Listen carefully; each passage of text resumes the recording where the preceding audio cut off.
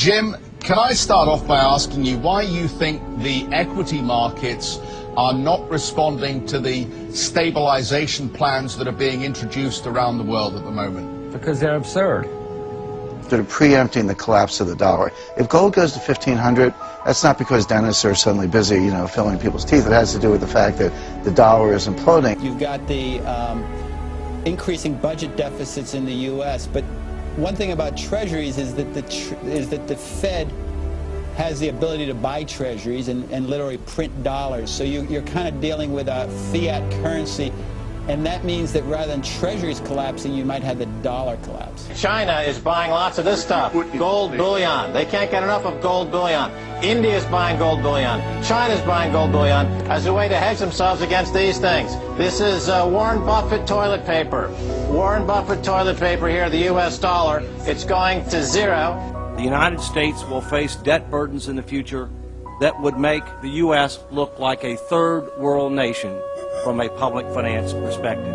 Now, we are in the process of setting up an economic crisis much worse than the one we think we solved. The currency crisis is coming, Larry. I know you think King Dollar is potentially coming back, but it's not. But one thing I want to stress, this crisis, nothing has been solved. That should be clear. We have unemployment at 26-year highs.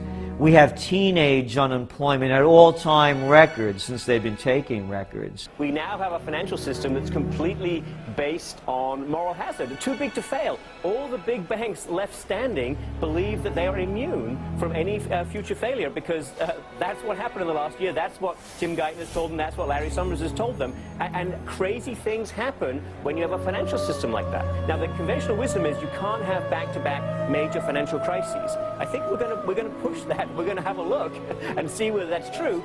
The next 12 months could really be exciting. People could be very positive, but we are setting ourselves up for an enormous catastrophe. We are still concerned about more credit losses to come over the following months. The second leg of the option arm resets and all-day loans has now commenced. And money is just pouring into all sorts of assets because people are getting very, very worried about inflation and the loss of purchasing power of paper money because central banks are just destroying the value of paper money, they're debasing the currencies, and that's why stocks, commodities, precious metals, everything is going up and the value of paper money is going down. I mean, I tell you, when you look at the United States, you cannot imagine that they can solve their problems. It's not a recovery. It's a cover-up. The next country that is very vulnerable would be, say, Japan or the United States, and also in Europe, within the EU, we have the so-called PIGS, in other words, Portugal, Italy, Ireland, Greece, and Spain. And these are countries that are quite vulnerable. We see lots of ripple effects going on as the global markets try to rebound from this deep recession that they've been in the last couple of years. What are your metrics telling you? What are you seeing?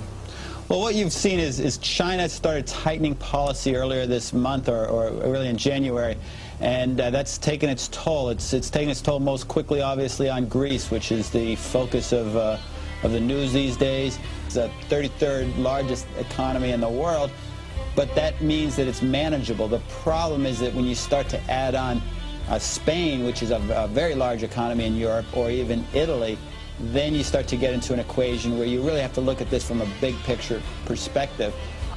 The new opposition frontbencher Barnaby Joyce has raised the spectre of a global economic armageddon. The coalition spokesman for finance has questioned the world's priorities in holding climate talks in Copenhagen at a time when he says governments are still confronted by huge financial risks. He says those risks include potential loan defaults by governments here, and that's earned him a rebuke from the Prime Minister, who's accused Senator Joyce of gross economic irresponsibility. Senator Joyce has claimed the United States might not be able to repay its foreign debt and could spark an economic Armageddon. He's also claimed that some Australian states could default on their loans. Well, I mean, sovereign debt defaults throughout history has been very common. For centuries, sovereign states have defaulted on their obligations. Usually it happens because they borrow too much and just can't pay.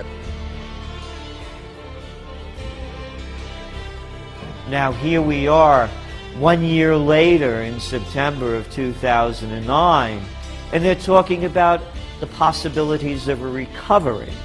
The employment situation hasn't improved much. I don't think that employment will improve very much. It may stabilize but not improve much. They're saying that the stimulus program is now working. Well, what's going to happen when the stimulus runs out? When you can't use this paper money to create any more jobs?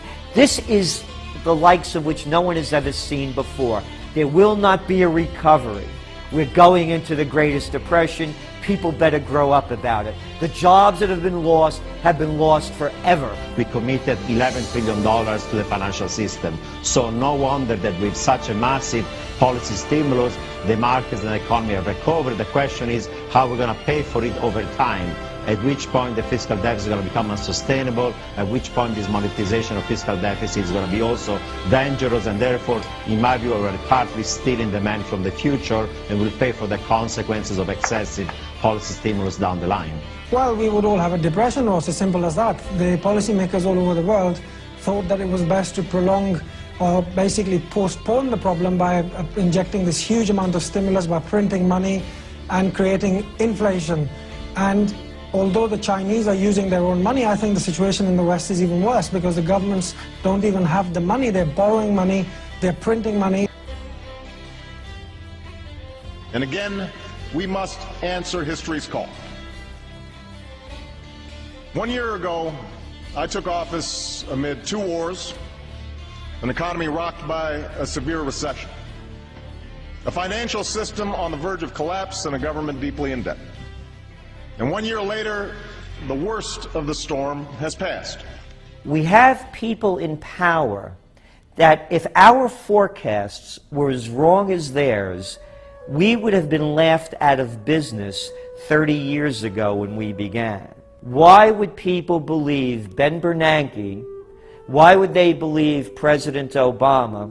Why would they believe Larry Summers or Timothy Geithner? One after another, their forecasts have been wrong, and they're wrong about the recovery.